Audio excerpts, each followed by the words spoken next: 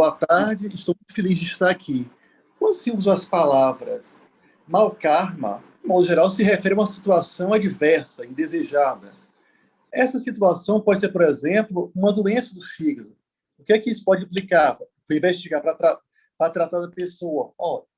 Isso pode existir uma reeducação alimentar. Então, isso existe a pessoa se desapegar de certos prazeres, se entrega a prazeres, de ter mais um autodomínio, desenvolver sua força de vontade. Isso é uma coisa positiva. Ou pode haver uma situação de muita raiva, muita irritabilidade, que a pessoa tem que ter uma reeducação emocional. Ou seja o que for que nos aconteça de negativo, temos sempre alguma coisa a aprender com isso. Em geral, como isso vem por meios adversos, isso não é agradável, mas não quer dizer que seja uma coisa ruim. Vamos pensar na educação das crianças e dos adolescentes. Muitas vezes, quer dizer, aquele aluno que ele não quer estudar, ele pode, quer dizer, ter o que para desejar uma punição. Tem alguma coisa que aconteça que não seria desejada, que faça com que ele passe a se esforçar um pouco mais, que ele desenvolva uma força de vontade. Ou aquele jovem, aquela criança, um temperamento muito agressivo, isso precisa ser contido.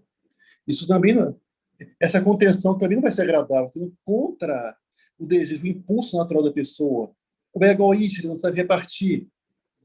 Claro que os processos, quer dizer, os processos educacionais feitos pelos pais, feitos pela escola, muitas vezes pode ter algum excesso, ou pode ser brando demais, eles podem não ser perfeitos, ainda que seja um processo feito de maneira assim, amorosa, com a intenção de tornar aquela criança, aquele jovem, uma pessoa melhor, com a intenção de ajudar no seu crescimento. Mas a aprendizagem pela vida, a, a natureza, a lei da natureza é perfeita, e o karma é uma lei da natureza. Então, se ela é perfeita, então tudo que acontece, que nós consideramos negativo, adverso, que chamaria de mau karma, mas não está nos ajudando a caminhar para o melhor. Mas como é que nós podemos ver o karma como lei da natureza? Lei de causa e efeito. A gente sabe que existe um movimento de rotação.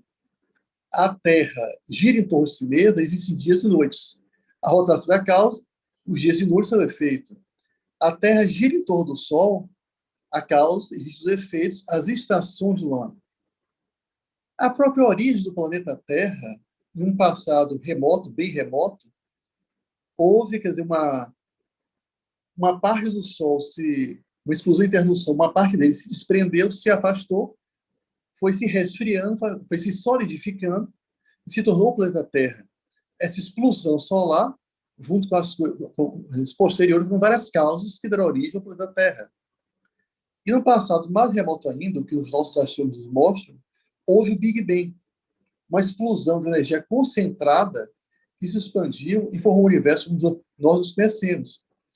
A origem de tudo, da vida, da harmonia celeste, dos ecossistemas do planeta Terra, como nós conhecemos, tudo teve a origem, uma causa que levou ao efeito. E começa, quer dizer, a existir muita interferência humana, ação humana sobre essa natureza. O ser humano passa a fazer um papel de co-criador. O quanto o mundo mudou quando o homem vivia no tempo das cavernas até o tempo atual? A eletricidade é um fenômeno natural. Foi o conhecimento desse fenômeno que permitiu que existisse a luz elétrica, até a própria informática eletrônica. Sem isso, nós não poderíamos estar tendo esse encontro pelo Zoom agora para fazer. Nas cartas para os Mahatmas para a Síria, que se queria que um jornal aparecesse ao mesmo tempo em Londres e Nova York, que hoje em dia é uma coisa comum com a tecnologia que nós temos. Tudo isso foi feito com conhecimento da natureza. Mas aí nós temos que, na natureza, quer dizer, tem alguns animais que eles têm predadores. Aí, para a intervenção humana, o animal é deslocado para uma outra área que ele não tem predador. Então, ele começa a se reproduzir de maneira intensa. Aí tem que trazer de novo o predador para ter o controle biológico, para trazer aquele equilíbrio. Então, muitas vezes, a ação humana se comete erros. Que uma coisa que existe do reino humano, que não existe nos reinos anteriores, é o livre-arbítrio. Mas não é através da liberdade que se tem chance de cometer erros. E com esses erros, se aprender, vamos começar a educação desde o bebê, a criança pequena. Quanto mais vai se crescendo, vai dando um grau maior de liberdade.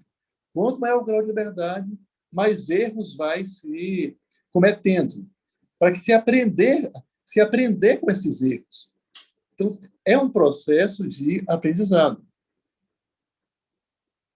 Outra coisa que de conhecimento da natureza, da mesma forma que o corpo humano ele é capaz de absorver toxinas, poluição e eliminar, como o oceano e a atmosfera eles podem absorver poluição e eliminar, quer dizer, muito do que foi construído, as estruturas estão no corpo do planeta, estão preparadas para isso, mas não da dose de toxicidade, de poluição, que a tecnologia nossa passou a prover. E muitas vezes, quer dizer, falta de conhecimento. Isso não é falta de conhecimento, porque mesmo sabendo de que os males que isso pode causar, porque mesmo assim a humanidade muitas vezes dá passos nessa direção. Aí se fala, não se pode deter o progresso. Quer dizer, metas, quer dizer, em 1992, na Eco 92 do Rio de Janeiro, foram realmente identificadas muita coisa que precisava ser feita para melhorar o meio ambiente. Mesmo décadas depois, muito se falou, se discutiu, mas muita pouca coisa de concreta foi feita para isso. Aí tem aquela que, quer dizer, o progresso nos pode deter, no entanto, em 4 meses, em 2020, no mês de junho, julho, porque a meta de anos atrás estava sendo quase atingida. Em função de muitas atividades pararam por conta da pandemia, fábricas pararam de produzir, as pessoas estavam em casa, muito menos carros circulando na rua. Aí, peraí, não se pode deter o progresso? Uma pandemia que veio com uma coisa negativa trouxe um benefício para o meio ambiente. Muitas vezes, esse não se poder deter o progresso tem a ver com os padrões. Umas atitudes que sejam de corporações, de nações, de grupos, comunidades locais, ou até de indivíduos isoladamente, mas não tem outro jeito, não é possível ser feito de outra forma. Não é possível ser feita de outra forma dentro dos padrões da pessoa. A forma que a pessoa encara a vida não tem uma mente aberta, não, admite brechas, olha em direções além daquela visão de vida que a pessoa já está acostumada a ficar naquela redoma. Aí, quer dizer, fica assim aquele processo assim, não tem outro jeito, não pode ser de outra forma. É a zona de conforto. Então, esse não tem outro jeito, ele passa a trazer consequências. Mas é do ser humano tentar manter na sua zona de conforto. Aí essas consequências, elas vão aumentando cada vez mais. Cada ação humana que vai no sentido assim de se manter na zona de conforto, gerando efeitos cada vez maiores. Aí chega um ponto crítico. Por que é que nós estamos passando por isso? Nós temos leis para fazer, quer dizer, existem leis na natureza, existem leis criadas pelos seres humanos. Mesmo tribos indígenas, comunidades primitivas, elas têm suas normas, seus rituais internos, regras criadas para que as pessoas possam interagir. Se a pessoa vive na cidade, a pessoa tem que pagar certos impostos. Essa arrecadação tem que ser utilizada para a comunidade. A pessoa não pode roubar uma coisa de outra pessoa. Existem leis contra isso. Leis de proteção ao meio ambiente. Uma compra e venda de imóvel. Existe uma lei para regular todo esse processo. Quer dizer, maneira de regular como as pessoas interagem.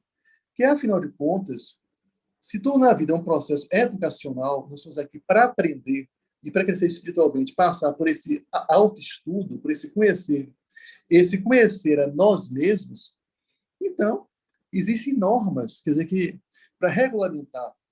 Mas muitas vezes essas normas, mas algumas dessas normas, essas leis não são respeitadas, são transgredidas. Ou essas leis são feitas para o benefício de um grupo especificamente. Essa lei humana está baseada no egoísmo. Porque, afinal de contas, muito do que acontece de mal, de ruim, são efeitos cuja causa é o egoísmo, é a ganância humana de se fazer mais. Mas esse tipo de leis criadas pelo homem é o sistema fálico, sim, mas é que está. Existe a lei do karma. Toda desarmonia criada pelo ser humano, que a princípio ela parecer que está um caos, parecer que não tem solução, mas felizmente nós temos o karma para trazer essa harmonia de volta, para trazer esse equilíbrio de volta. Ai de nós, se não houvesse karma. Se fala tantas vezes, isso é karma, isso é o meu karma. Ah, tem pessoas que vivem uma luz desenfreada pelo conceito de vencer na vida. A pessoa querer lucrar cada vez mais, querer ganhar cada vez mais, passa pisando o outro e tudo. E a pessoa, quando de repente perde tudo, passa a olhar a vida por um outro ângulo, passa, quer dizer, passa a ter tempo para a família, que nem tempo tinha antes para isso, passa a ver um outro lado, aí só vai começando a descobrir a verdadeira felicidade. Porque você pensa, quer dizer, a pessoa sempre quer mais, mais e mais. Eles desejam, quer dizer, deseja uma coisa, consegue, quer outra, outra, outra, outra. É um processo de desejo sem limites. Quando para pensar um pouco mais do outro, pensando no bem que pode provocar do próximo, os próprios problemas parecem mais leves. E se a gente pensar, não, tudo é produto de uma unidade, tudo existe uma harmonia universal. Então, tudo que acontece faz parte nós podemos chamar de vontade de Deus, do plano divino. Então, se tudo faz parte do plano divino, e se tudo é feito para o bem comum, mesmo que a gente não entenda, se encaramos dessa maneira, não vamos dizer que existe mau karma. Existem situações que nos são desagradáveis, que são necessárias para o aprendizado individual e coletivo. Porque, afinal de contas, existe um treinamento único. Uma própria escola. Cada um tem que estudar para fazer uma prova, os estudantes. Mas uma parte importante da educação, um aluno que ele quer agredir o outro, ou então que um colega ajuda o outro no aprendizado, eles têm aquela parte do altruísmo para fazer. Essa interação, essa convivência, está preparando pessoas adultas que vão ser pessoas a ajudar a construir um mundo mais fraterno. Voltando ainda na questão da natureza, poxa, a natureza ela tem todo aquele seu esplendor. Se fala de pragas de insetos. Poxa, as florestas elas sempre existiram aí. Nenhuma praga de insetos destruiu a beleza de uma floresta. O que é que acontece? O conhecimento da natureza. Ora, cada inseto se alimenta de um tipo de planta. Se ele encontra uma variedade de plantas, essa praga não vai se desenvolver tanto assim, não vai encontrar tanto alimento. Mas do ponto de vista comercial, é feito uma monocultura. Se planta só um tipo de planta, quando o correto seria você fazer uma rotação de culturas, fazer plantações alternadas para que as pragas não crescessem tanto. E outra coisa, são utilizados adubos químicos. Com adubo químico, a planta ela cresce mais rápido, aquele fruto fica maior, um formato até mais bonito por fora, mas por dentro ele é até menos saudável para quem vai comer. E essa alteração na constituição da planta, ela atrai mais pragas de insetos. Uma coisa totalmente dentro da lei dos homens. Mas, no entanto, aí volta a situação. Nós podemos ficar tranquilos, porque tudo isso que é feito de prejudicial, existe o karma para corrigir. E tanta coisa que é produto assim, do egoísmo, da ganância humana, pela busca de satisfação. No livro A Vida Espiritual, de Anne Besant, ela coloca que todos buscam a felicidade. Aquela pessoa, o bêbado, ele busca a sua bebida. O homem de negócios, ele busca conseguir ganhar cada vez mais dinheiro. Muitas vezes, um cientista, ele pode, não, porque eu quero realizar um grande feito. Ele não chega a se preocupar, ter aquela ética de como aquela descoberta dele vai ser utilizada. Mas a sua realização de que ele realizou, pensando só na própria questão do orgulho. Outros vão pensar na questão de, mas eu quero fazer algo pelo bem das pessoas. As buscas podem ser variadas, mas todos buscam a felicidade. Algumas pessoas, quer dizer, pela insatisfação constante, recorrem à utilização de drogas. Aí tem uma droga de uma êxtase, que atinge uma área do cérebro que dá aquela sensação de bem-estar. Há pessoas que o mundo lá fora não está satisfazendo, então recorre uma agente químico para buscar satisfação. No entanto, essa mesma área do cérebro ela é ativada quando se ajuda as pessoas. Quando se ajuda as pessoas, aquela ajuda feita de coração, sem esperar recompensa. Ative essa mesma área, quando se busca esse bem do outro. Ora, todos nós devemos desenvolver os nossos potenciais. Esse potencial pode ser para música, para matemática, uma pessoa pode ser um grande empreendedor, mas aquela situação. Ter aquele cidadão que ele seja útil para a sociedade, que ele vá promover o bem. Todos começarem a trabalhar nessa direção, que fraternidade, que mundo maravilhoso nós teríamos, ou melhor, que nós podemos ter. Isso vai do nível de evolução da humanidade. Aí de erros movidos pelo egoísmo, pela ganância, que aí vem um karma para acontecer essas situações, para redirecionar as pessoas para a direção correta. Então, pensando nisso, num processo de, voltando sempre à questão, que é um processo de educação, o que a gente faz na sociedade teosófica? Nós lemos, nós procuramos aplicar os princípios teosóficos. Eles se incorporam nas nossas palavras, nos nossos comportamentos. A gente vai passar isso para as pessoas por meio de palestras, de livros, de artigos, de conversas que nós temos no dia a dia, do nosso próprio comportamento, nosso exemplo, e até da nossa vibração, da energia que a gente procure irradiar. O quanto é importante o pensamento que a gente tenha. A própria Unesco recomenda um trabalho de meditação, de boas vibrações, para ajudar a melhorar os problemas do mundo. Um mau pensamento, emoção negativa pode afetar a nossa saúde, como pode afetar o mundo à nossa volta, o inconsciente coletivo. A gente procurar irradiar uma boa energia, ou seja, nós, como teósofos, ser produtores de boas causas. Aí, pensando nisso, em termos de educação, a sociedade teosófica ela está com um projeto de escolas teosóficas, focando, num primeiro momento, em fazer algo no Centro Raja com crianças de 6 anos para baixo. Ó, no processo de autoeducação, a nossa formação do caráter, a gente às vezes faz uma situação que nos aborrece, faz bastante pessoas ruins, depois foi para lá. Mas foi para lá, foi do nosso consciente. Havia uma outra situação. Os pensamentos ficaram no nosso inconsciente. Isso a gente vai formando o caráter, nutrindo com muita coisa negativa, porque a gente tem atitudes que a gente, poxa, eu não queria fazer isso. Então a gente precisa nos autotrabalhar e procurar passar esse exemplo para outras pessoas. E passar esse exemplo para as nossas crianças.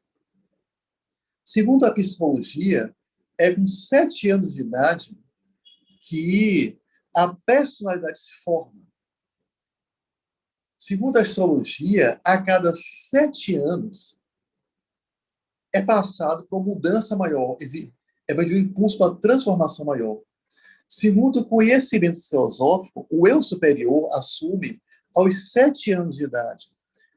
Do nascimento até os 7 anos, fica a cargo do anjo da guarda, ou seja, trabalhar com crianças. Nessa faixa etária, é produzir causas para a formação desses futuros seres antes dos 7 anos de idade. Embora também seja válido, depois desse trabalho, para estudantes um pouco mais velhos.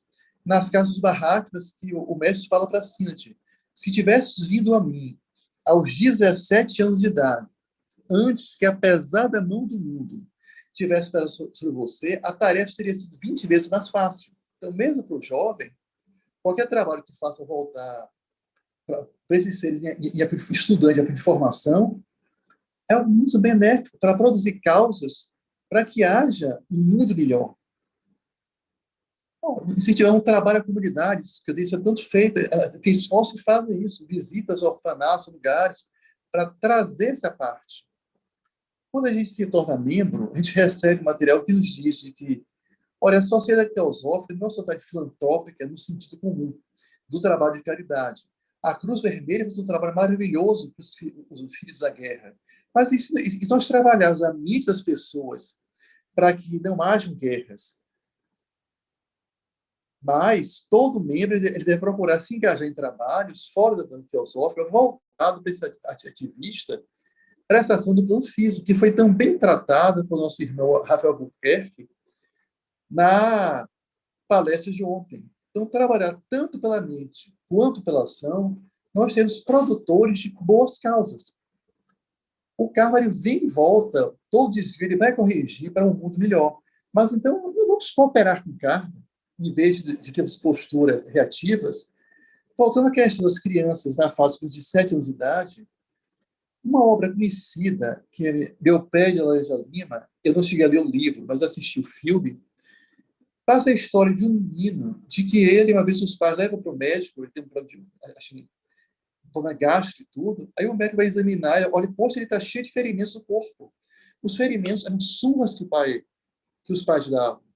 Ele tinha uma total falta de amor dentro de casa. Podia ter aquela falta, aquela pobreza, das pessoas pobres e tudo, às vezes até faltava fome, mas havia uma falta de amor, não foi infligido pelos próprios pais. Ele convive com o homem que ele vai visitar, que mora perto dele, que se afeiçoa por ele, e passa muita ternura, passa muito carinho.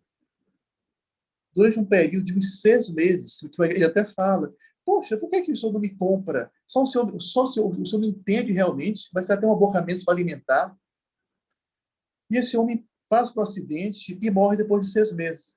Quando ele está na vida adulta, inclusive que alguns dos irmãos dele, pessoas assim, amargam a sua vida, até se suicidaram, e passa ele sorridente, vai visitar o túmulo desse senhor. É que ele fala, aquela ternura que eu tive aos 6 anos de idade, por tão pouco tempo, aquela ternura marcou o resto da vida.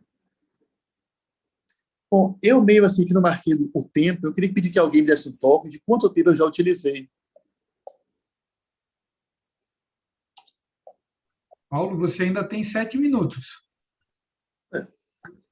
Bom, e na nossa situação atual, essa situação da pandemia, uma coisa que foi, quer dizer, foi observada, quer dizer, para as pessoas que trabalham, eu tenho que agradecer uma contribuição do irmão Bruno de Campina Grande, que ele é psiquiatra.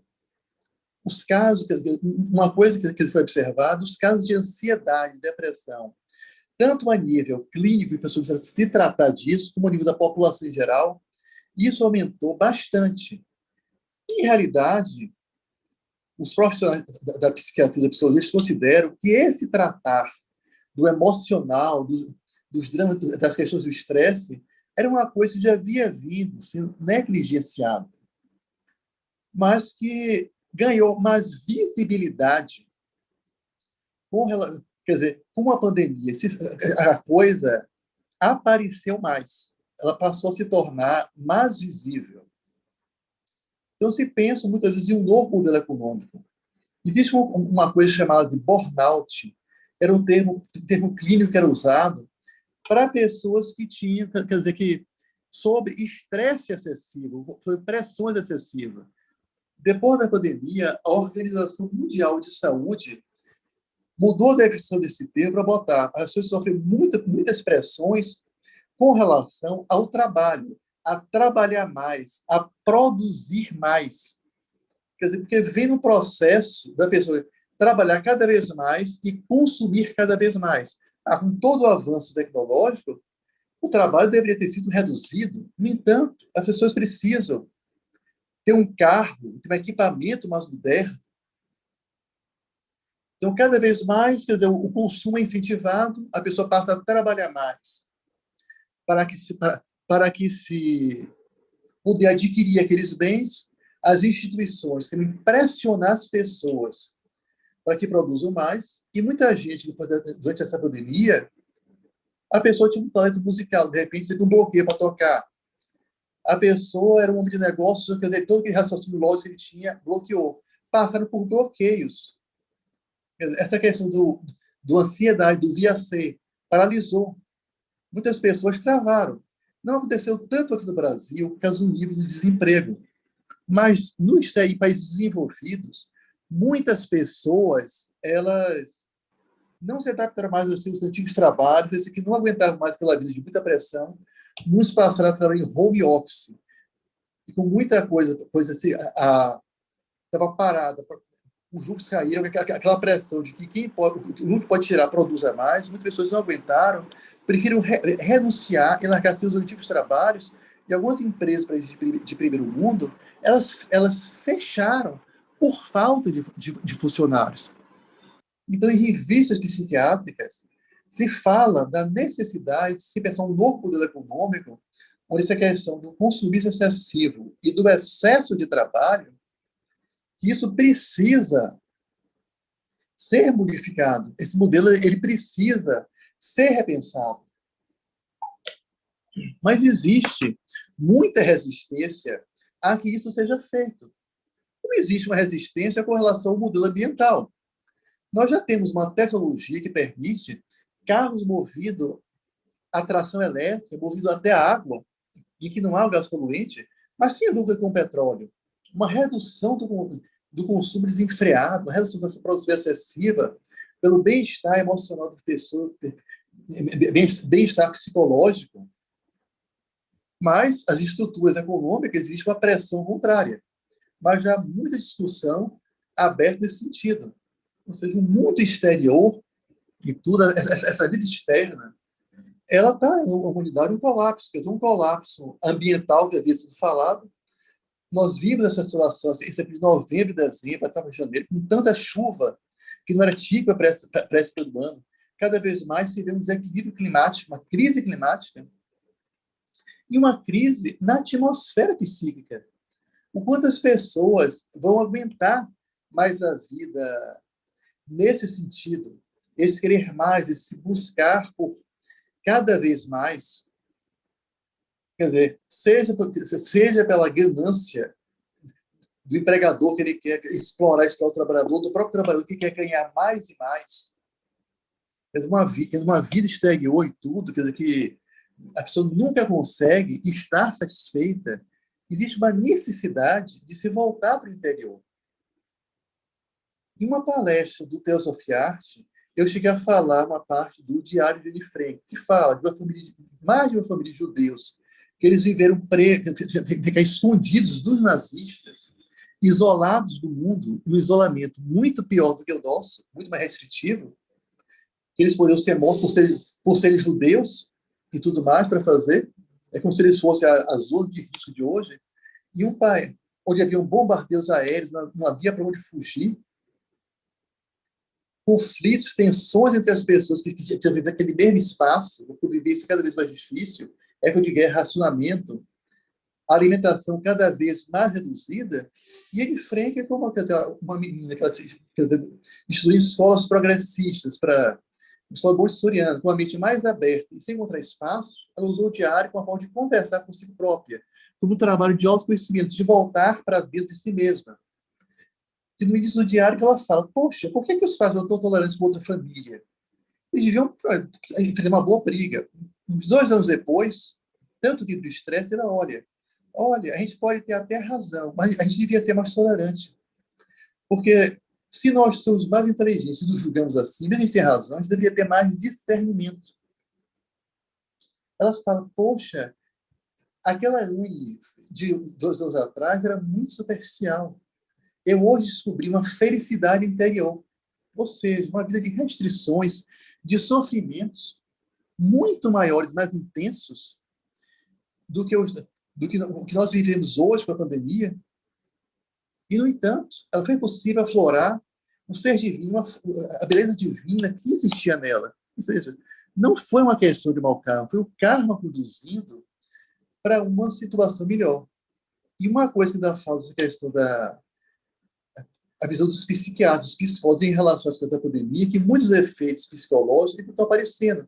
Pessoas perderam o emprego, perderam entes queridos, passaram por uma reviravolta em suas vidas. Muito disso ainda está no inconsciente, ainda está para aflorar. Nós temos anos pela frente de realmente muito rombo dessa parte psíquica. E nós, como teósofos, nós somos sociedade teosófica, a teosofia tem muito a oferecer. É muito assim, quer dizer, do mundo estar precisando mais dessa parte interior, de estar mais carente disso. E nós, como sociedade teosófica, temos o que oferecer nesse sentido. Como nós estamos trabalhando esse próprio evento, uma resposta que o mundo está passando, temos a escola de inverno, temos um caminho muito grande, onde o mundo precisa da sociedade teosófica. É isso. Agora eu vou concluir, por enquanto, e a gente se vê de novo na fala das perguntas.